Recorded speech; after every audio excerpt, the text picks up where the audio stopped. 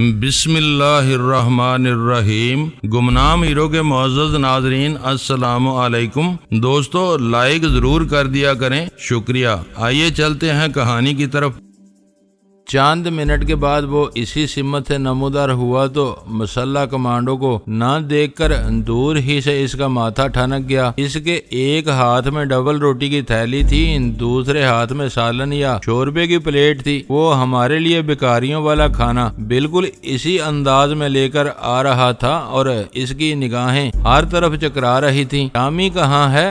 درمیان میں چند فٹ کا فاصلہ رہ جانے پر اس نے تجسس آمیز لہجے میں سوال کیا۔ پیچھے گیا ہے، کچھ اشارے کر رہا تھا، شاید اسے پیشاب آ رہا تھا۔ ویرا نے برجستگی سے جواب دیا۔ چوکیدار نے منہ ہی منہ میں کچھ بڑبڑاتے ہوئے شوربے کی پلیٹ ہماری طرف بڑھا دی۔ اس وقت تک وہ ہماری رسائی سے دور تھا۔ اپنی لائی ہوئی چیزیں ہمیں تھما کر وہ پختہ روش کی طرف بڑھ گیا۔ وہ ٹامی نامی کمانڈو کے بارے میں مضطرب نظر آ رہا تھا۔ ہمیں اپنے ڈرامے کا تسلسل برقرار رکھنے کے لیے زبردستی وہ کھانا زہر مار کرنا پڑا۔ غنیمت یہ تھا کہ بے مزہ شوربے میں نمک یا مرچوں کی زیادتی نہیں تھی۔ وہ مکان کے دوسرے بغلی گلیارے میں نظر ڈال کر لوٹا تو میں نے اپنے دانے میں موجود لقمہ چباتے ہوئے اسے مخاطب کر لیا۔ ہمارا یہ گورا بری نظر والا آدمی ہے، تمہارے جانے کے بعد میری عورت کو چھیڑ رہا تھا۔ وہ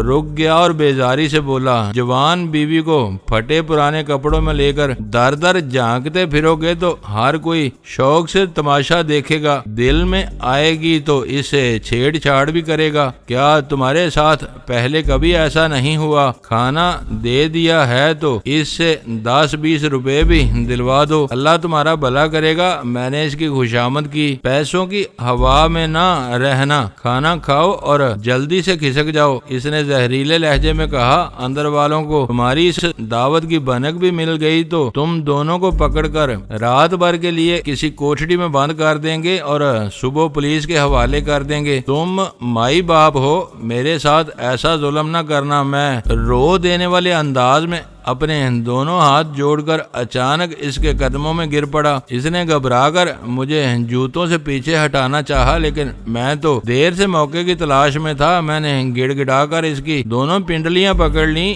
اس کے لیے میں نے موت کے بجائے بے ہوشی کی سزا تجویز کی ہوئی تھی۔ وہ ایک غریب مقامی تھا جس کا آئی مین کی سازشوں سے کوئی تعلق نہیں ہو سکتا تھا۔ وہ شاید روزگار کے چکر میں وہاں پھنس گیا تھا۔ اس بار بے ہوشی کے زہر والا نگینہ میری ہتھیلی کے رخ پر تھا۔ اس کی پنڈلیوں پر اپنی گرفت مضبوط کرتے ہوئے میں نے اپنی انگوٹھی والی انگلی کو ذرا سی جنبش دی۔ سریع الاثر زہر اسی لمحے اس کی پنڈلی کے راستے اس کے بدن میں سرایت کر گیا اور وہ کھڑے کھڑے کسی وزنی شتیر کی طرح نیچے آ رہا۔ اگر میں پہلے سے اسے سنبھالنے کے لیے تیار نہ ہوتا تو اس کے گرنے کی آواز پرشور آواز دور تک سنی گئی ہوتی۔ میں نے اسے اپنے دونوں ہاتھوں میں سنبھال کر آہستگی سے گھاس پر ڈالا۔ ویرا کھانا چھوڑ کر تیار ہو چکی تھی۔ وہ اس کے پیر پکڑ کر اسے بھی گھسیٹتے ہوئے گملوں کی اوٹ میں لے گئی جہاں وہ ہوش میں آنے تک آرام کر سکتا تھا۔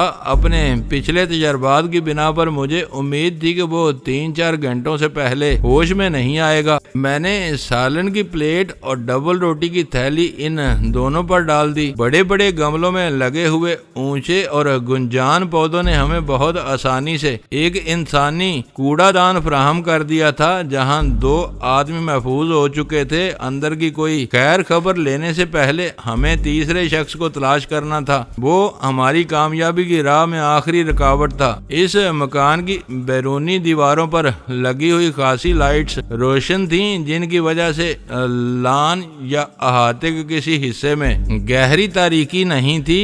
کہیں خاصا اجالا تھا تو کہیں روشنی قدرے کم تھی۔ ایسے میں یہ امید ابس تھی کہ ہم دونوں میں سے کوئی اندھیرے کی آڑ لے کر پیچھے جا نکلے۔ کیوں نہ میں لان پر کھلے عام چلتی ہوئی پیچھے پہنچنے کی کوشش کر ڈالوں۔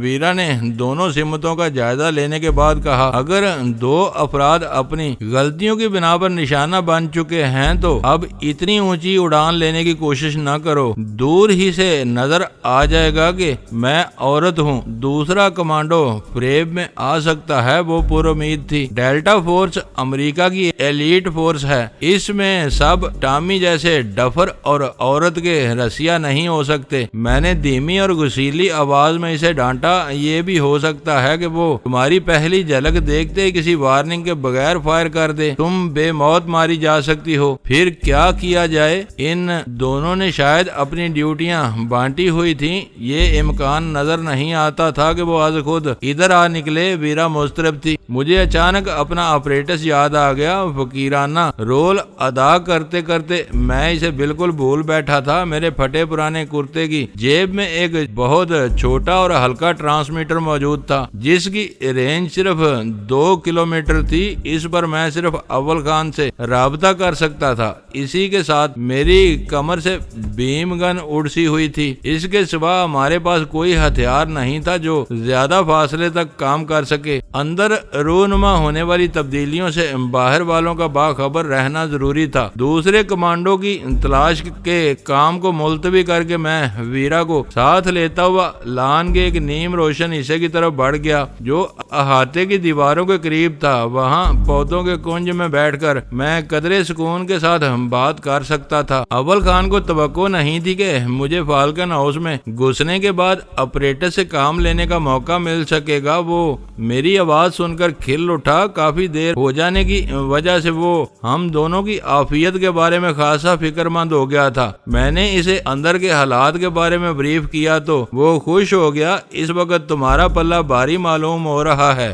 یہ صورتحال زیادہ دیر تک برقرار نہیں رہے گی۔ اب مکان کی پشت پر ایک کمانڈو موجود ہے، ادھر کچا نالا واقع ہے۔ عمارت کے گرد اپنے آدمیوں کا گھیرا تنگ کر دو۔ نالے میں اترنے والی پارٹی باہر سے کوئی گڑبڑ کر سکے تو دوسرا کمانڈو بھی زیر ہو سکتا ہے۔ یہ تمہارا حوصلہ تھا کہ تم ویرا کو لے کر شیر کی کچھار میں گھس گئے۔ میں اپنے کسی آدمی کو ناحق نہیں مرواؤں گا۔ پچھلی دیوار پر چڑھنے والے اس کمانڈو کے کھلے نشانے پر ہوں گے۔ کسی کو دیوار پھاندنے کی ضرورت نہیں۔ کچھ لوگ چکنا رہیں اور ایک آدمی دیوار کے قریب زمین کھودنی شروع کر دے تو وہ تشویش میں مبتلا ہو جائے گا۔ میں نے کہا میں سمجھ گیا۔ وہ اس دھمک کا سبب جاننے کے لیے دیوار پر آیا اور مارا گیا۔ یہ خیال رکھنا کہ پھر فائر کی آواز اندر والوں کو بھی ہوشیار کر دے گی۔ اس کی فکر نہ کرو، ہمیں خطرات کا پورا اندازہ ہے، انہیں اس کا ادراک نہیں ہے۔ ہم ان کی بے خبری سے فائدہ اٹھا سکتے ہیں۔ ابھی تک تم کامیاب ہو لیکن میرا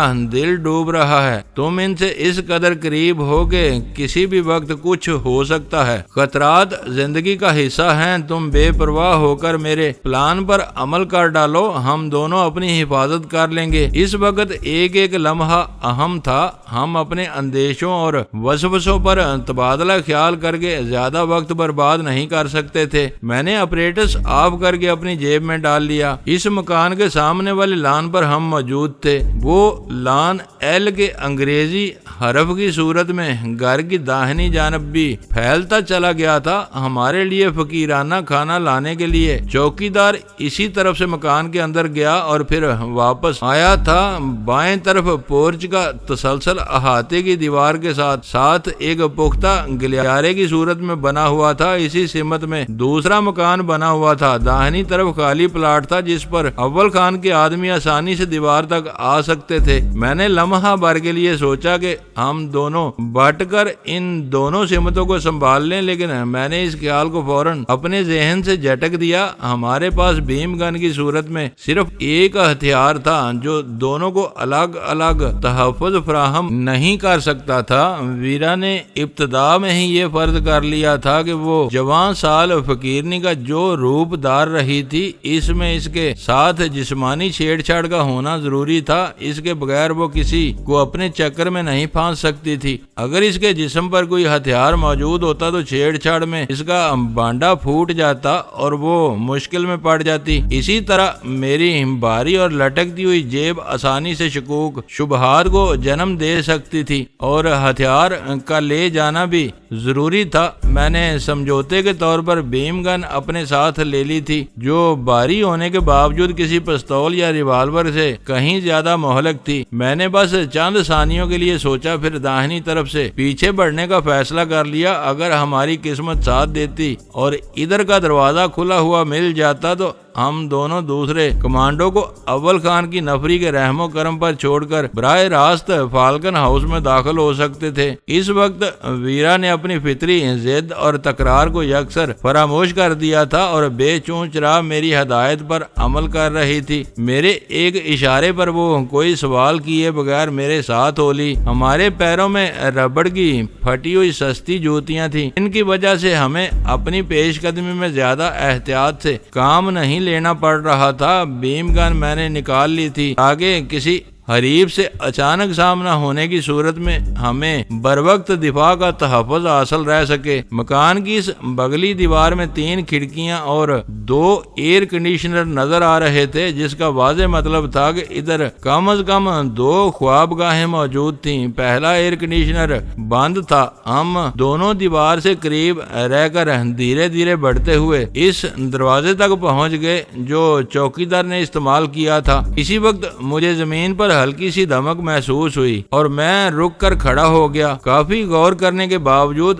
مجھے کہیں سے کوئی موہوم ترین آواز بھی نہیں سنائی دی، لیکن میرے قدموں کے نیچے زمین میں دھمک کا سلسلہ جاری تھا، جیسے کوئی زمین پر زوردار ضربات لگا رہا ہو۔ شاید اول خان کے آدمیوں نے ندی کی سمت سے تیزی کے ساتھ پیش قدمی کر کے فالکن ہاؤس کے احاطے کی دیوار کے ساتھ کھدائی شروع کر دی تھی۔ مکان کا داخلی دروازہ بند تھا۔ اگر چوکیدار اندر آنے جانے کے لیے چابی استعمال نہیں کرتا تھا تو دروازہ مکفل نہیں ہونا چاہیے تھا۔ میں نے دھڑکتے ہوئے دل کے ساتھ دروازے کی ناب گھماتے ہوئے اندر کی طرف ہلکا سا زور لگایا اور دروازے نے اپنی جگہ چھوڑ دی۔ فالکن ہاؤس کی فضا پر چھایا ہوا گہرا سکوت اچانک مجروح ہو گیا۔ کہیں قریب ہی سے گرجدار آواز کے ساتھ ایک فائر ہوا تھا اور اسی کے ساتھ ایک دلدوز انسانی چیخ فضا کا سینہ چیر کر موت کے سناٹے میں ڈوبتی چلی گئی۔ میں تیزی سے دروازہ کھول کر اندر داخل ہو گیا۔ ویرا میرے پیچھے تھی۔ ہم دونوں کھلی فضا سے یکا یک کشادہ اور بند راہداری میں پہنچ چکے تھے، جس کے کسی دروازے کے پیچھے ہمارے شکار موجود تھے۔ میں نے ویرا کو دیکھنے کے لیے گردن گھمائی تو باہر کھلنے والا دروازہ خود بخود بند ہو رہا تھا۔ باہر سے اکلوتے فائر کے بعد کوئی آواز نہیں آئی تھی۔ اس سے ظاہر ہو رہا تھا کہ اسپیشل ٹاسک فورس والوں نے اپنے شکار کو مار گرایا تھا۔ وہ زندہ ہوتا تو پہلی گولی کا جواب ضرور دیا گیا ہوتا۔ میں نے محتاط انداز میں دوسرا قدم بڑھایا تھا کہ اچانک راہداری کا ایک دروازہ کھلا اور اس میں سے ایک مسلح نیگرو باہر نکلا۔ وہ خاصا تنومند سیاہ فام تھا۔ اس کے جسم پر دھاری دار سلیپنگ سوٹ چڑھا ہوا تھا۔ داہنے ہاتھ میں بڑے بور کا پستول دبا ہوا تھا۔ میں نے اس کے زخمی چہرے کی پہلی جھلک دیکھتے ہی اسے پہچان لیا کہ وہ وہی شخص تھا جو سب سے پہلے گونگا اور بہرا بن کر گولڈن فارمیسی سے دوائیں خریدنے آیا تھا۔ میں اسے آئی مین کے دستے راست کی حیثیت سے پہچانتا تھا۔ جلال نے مجھے بتایا تھا کہ فالکن ہاؤس میں FBI کا ڈپٹی ڈائریکٹر جیک اسمتھ پہنچا ہوا ہے۔ اس بدماش کے بدن پر موجود لباس سے ظاہر ہو رہا تھا کہ کمانڈوز مل جانے کے بعد اس نے اپنا ٹھکانہ کونسل خانے سے فالکن ہاؤس منتقل کر لیا تھا۔ اس نے لی مارکیٹ کے علاقے میں سلطان شاہ سے ہاتھا پائی کے دوران میں جس بے رحمی سے بیم گن استعمال کی تھی، اس سے اس کی شفاقانہ ذہنیت کا اظہار ہوتا تھا۔ وہ بہت خطرناک آدمی تھا، اسے ذرا سی بھی مہلت نہیں دی جا سکتی تھی۔ اس سے پہلے کہ وہ راہداری میں اپنے دائیں بائیں دیکھتا، میں نے اس کے پہلو کا نشانہ لے کر بیم گن چلا دی۔ ہدف بہت قریب تھا۔ نیلگوں پتلی دار اس کے بازو پر پڑی تو اس نے حیرت سے اپنی گردن گھما کر ادھر دیکھا اور اسی حالت میں راہداری میں ڈھیر ہو گیا۔ ان چند لمحوں میں لیزر شعاعیں اس کی پسلیوں سے گزر کر دل کے پار نکل چکی تھی۔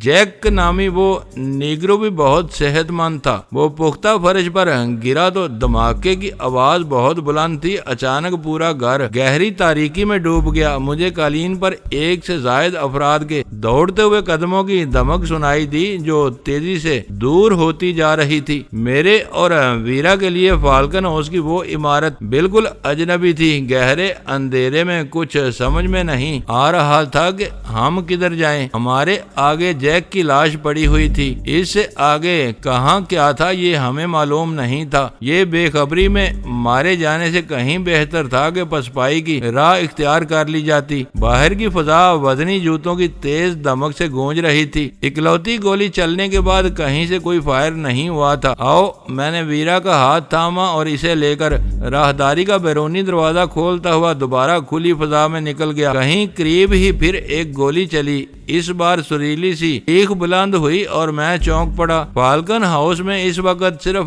2 عورتیں ہیں، میں یا کیلی۔ ویرا نے سرگوشی کی۔ ہم دونوں دروازے کے قریب دیوار سے لگے ہوئے کھڑے تھے کیونکہ اول خان کے پرجوش آدمیوں کی آمد و رفت کا سلسلہ بہت تیزی سے جاری تھا۔ ان میں سے کسی نے ہم سے کوئی تعارض نہیں کیا تھا۔ شاید ان کے درمیان یہ خبر گردش کر چکی تھی کہ فقیروں کا جوڑا ان کے ساتھیوں میں شامل تھا جس سے کسی کو الجھنے کی ضرورت نہیں تھی۔ پھر شاید ایس ٹی ایف کا آخری جوان بھی دوڑتا ہوا ہمارے سامنے سے گزر کر فالکن ہاؤس کے عقبی حصے کی طرف چلا گیا اور ہمارے آس پاس سناٹا چھا گیا۔ مکان کے دوسرے حصوں سے نقل و حرکت کرنے اور تیز تیز بولنے کی آوازیں آ رہی تھی۔ کسی نے مکان کا مین سوئچ تلاش کر کے آن کر دیا۔ مکان میں دوبارہ ہر طرف روشنی پھیل گئی۔ اس افراتفری میں ہمیں یہ پتہ ہی نہیں چل رہا تھا کہ اول خان کہاں تھا اور دوسری گولی سے زخمی ہونے والی عورت کون تھی۔ تم ٹرانسمیٹر پر اس سے بات کیوں نہیں کرتے؟ وہ آس پاس ہی کہیں موجود ہوگا، ویرا نے مجھے ٹہوکا دے کر کہا۔ واقعی میری عقل معاف ہو کر رہ گئی تھی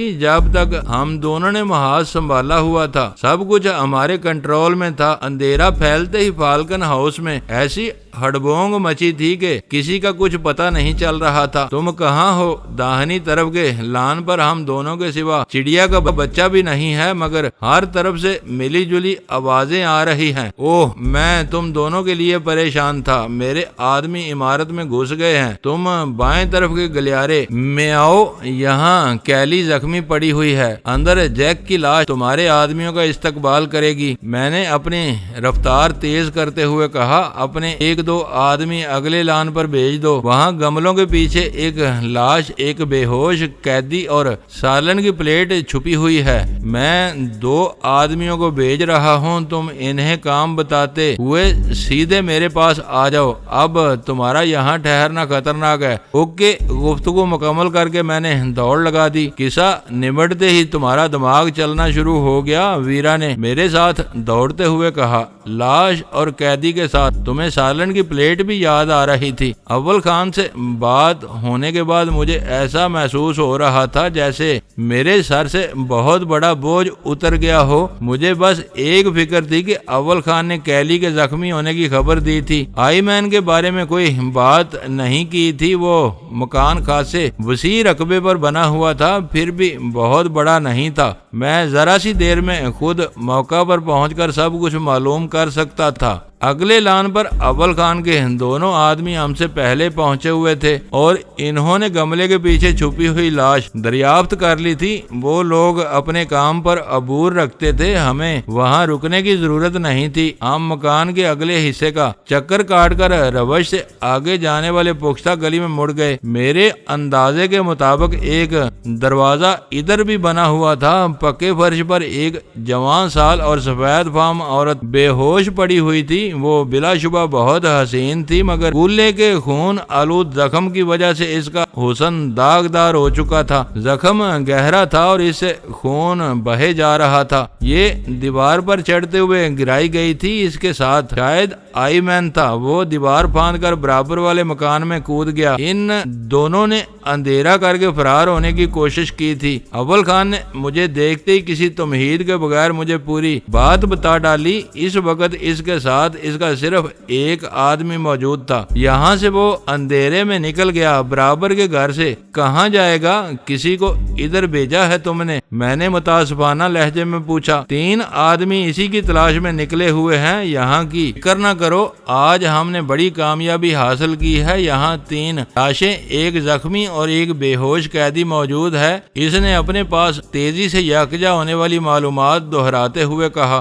آئی مین کی تلاش جاری ہے، تم پولیس کے آنے سے پہلے میری گاڑی میں جمال کے ساتھ نکل جاؤ۔ اس حلیے میں تم ٹیکسی وغیرہ سے نہیں جا سکو گے۔ وہ دور کی بات سوچ رہا تھا۔ جیک کی موت اور آئی مین کے فرار نے معاملات کو بہت الجھا دیا تھا۔ انہیں ایس ٹی ایف والے ہی سنبھال سکتے تھے۔ میرا اور ویرا کا وہاں موجود رہنا کسی بھی طرح ٹھیک نہیں تھا۔ اول خان نے 3 لاشوں کا ذکر کر کے دوسرے کمانڈو کے بارے میں میرا تجسس دور کر دیا تھا۔ یہاں سب کچھ ٹھیک ٹھاک ہے، بس ایک بات کا دھیان رکھنا کہ جیک بیم گن سے مارا گیا ہے۔ یہ کام آئی مین کے کھاتے میں جانا چاہیے۔ چلتے چلتے مجھے وہ اہم بات یاد آ گئی۔ میں اندر کمروں کی تلاشی لینے کے بارے میں سوچ رہا تھا۔ وہ بیم گن چھوڑ نہ گیا ہو؟ اول خان نے پرامید لہجے میں کہا۔ یہ ناممکن ہے، میں نے پورے وثوق سے کہا۔ بیم گن اور سلور آئی کو وہ اپنی جان سے زیادہ عزیز رکھتا ہوگا، اسے کہیں نہیں چھوڑے گا۔ اصل کہانی دونوں قیدیوں کے بیان سے سامنے آئے گی، دیکھنا ہے کہ کیلی کیا کہتی ہے۔ تم نے جیک کے بارے میں میری بات کا جواب نہیں دیا۔ میں نے بے چینی سے اسے ٹوکا۔ میرے ذہن پر مختلف مسائل نے یلغار کی ہوئی ہے۔ تمہارے ذہن میں کوئی خاص بات آئی ہے تو جلدی سے بتا دو اور یہاں سے نکل جاؤ۔ وہ ہم دونوں کو دھکے دے کر نہیں بگا سکتا تھا۔ میں سمجھ رہا تھا کہ وہ میری وہاں موجودگی سے پریشان تھا۔ اس کے بائیں بازو سے لیزر جسم میں داخل ہوئی ہے اور اس کے جسم کا وہ حصہ لان کی طرف کھلنے والے دروازے کی طرف ہوگا۔ اس وقت وہ کمرے سے باہر آ رہا تھا۔ میں نے اس کے شانے پر ہاتھ رکھ کر نرمی سے سمجھایا، پولیس کے آنے سے پہلے لاش کی پوزیشن کو بالکل گھما دو۔ ایسا کرنے سے یہ معلوم ہوگا کہ وہ اپنے کمرے میں گھس رہا تھا کہ باہر سے گھس آنے والوں کے بجائے گھر میں پہلے سے موجود کسی آدمی نے اسے بیم گن کا نشانہ بنا دیا۔ وہ پہلے اندر موجود تھا، پختہ گلی سے نکل کر بھاگا ہے اور کیلی بھی اسی سمت میں زخمی ہوئی ہے۔ کوئی بھول کر بھی ان کی طرف کھلنے والے دروازے پر دھیان نہیں دے گا۔ جیک کا خون آئی مین کے ساتھ چلا جائے گا۔ میں اچھی طرح سمجھ گیا۔ اب تم جاؤ، اول خان نے میرے شانے پر تھپکی دے کر اضطراری لہجے میں کہا۔ اس کے ساتھ کھڑا ہوا آدمی پھاٹک کی طرف چل دیا۔ ہم دونوں اس کے پیچھے ہو لیے۔ پھاٹک سے باہر سڑک پر بدستور گہرا سناٹا تھا۔ کھلی فضا میں 2 فائروں کی آوازیں دور دور تک سنی گئی ہوں گی، لیکن آسودہ حالوں کی اس نیم آباد بستی میں کسی نے باہر نکل کر صورت احوال جاننے کا خطرہ مول نہیں لیا تھا۔ ہم سڑک پار کر کے تاریخ پلاٹ پر کھڑی ہوئی گاڑیوں تک جا پہنچے۔ وہاں چوکیداری پر مامور آدمی اپنی جگہ پر مستعد اور مضطرب تھا۔ فکر نہ کرو، اپنی سب خیر ہے، جمال نے ایک گاڑی کی ڈرائیونگ سیٹ پر سوار ہوتے ہوئے اسے تسلی دی۔ ادھر دشمن کا نقصان ہوا ہے، اپنے سارے بندے سلامت ہیں، شکر ہے خدا کا۔ گاڑیوں کے نگراں کے ہونٹوں سے بے ساختہ آواز نکلی۔ وہ کوئی خاص بات نہیں تھی۔ روزمرہ بول چال میں لوگ کسی گہرائی کے بغیر ایسے تشکر امیز کلمات محض عادت کے طور پر استعمال کرتے رہتے ہیں، لیکن ایس ٹی ایف کے اس اہلکار کے لہجے میں دوسروں سے اپنائیت اور اپنے رب کی بندگی کا اس قدر گہرا اعتراف پنہاں تھا کہ بے اختیار میرا دل بھاری ہو گیا۔ ہم دونوں کے لباس مضحکہ خیز بلکہ بہت زیادہ فقیرانہ تھے۔ ہم نشستوں پر بیٹھتے تو سارے راستے لوگوں کی تحیر زدہ یا تضحیک امیز نگاہوں کا نشانہ بنے رہتے رہتے ہم اگلی نشست عبور کر کے خاموشی سے عقبی پائیدان میں بیٹھ گئے۔ جمال نے انجن سٹارٹ کیا اور جیپ ناہموار زمین پر اچھلتی ہوئی آگے بڑھ گئی۔ فالکن ہاؤس میں بہت کچھ ہوا تھا۔ جیک اور اس کے دونوں کمانڈوز کی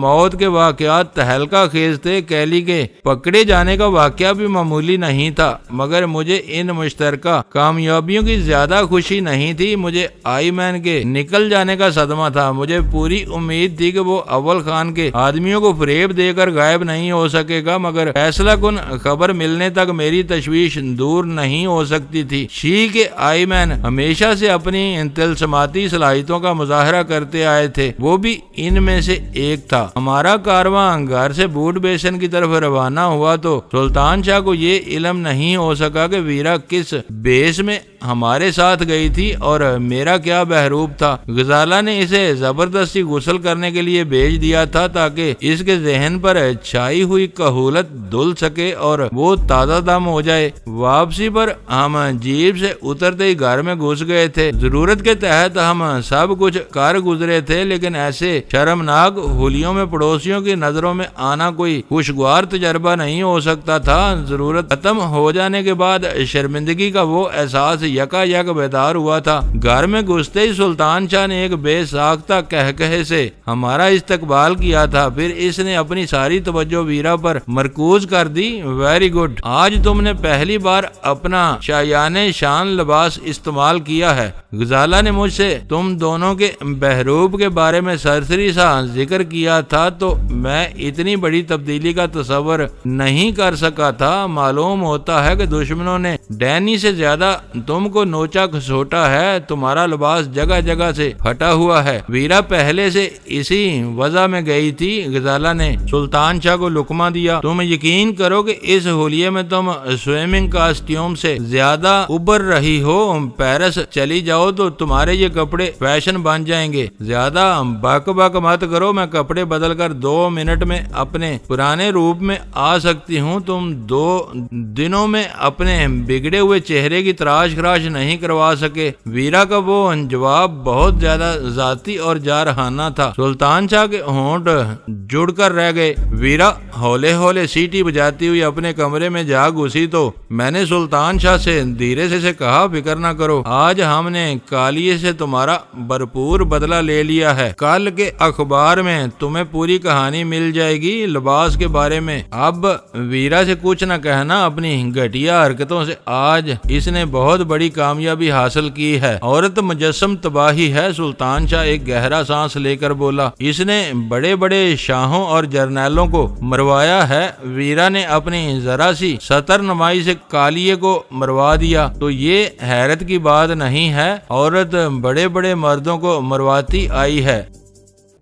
دوستو ویڈیو کو لائک ضرور کر دیا کریں۔ ISI پاک آرمی زندہ باد، پاکستان پائندہ باد۔ معزز ناظرین، اپنا خیال رکھیے گا اور اپنے اس چینل کا بھی شکریہ۔